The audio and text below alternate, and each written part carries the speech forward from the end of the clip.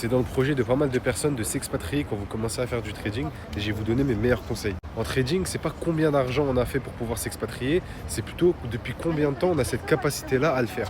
Parce qu'en fait, il y en a malheureusement qui vont se brûler les ailes, ils vont faire pas mal de stats en un an, ils vont se sentir les rois du monde, ils vont débloquer pas mal de capital financier et ils vont partir s'expatrier. Et ça, c'est la pire chose à faire. Avant de s'expatrier par rapport au trading, il faut une connaissance de soi-même et de ses statistiques vraiment à 100%.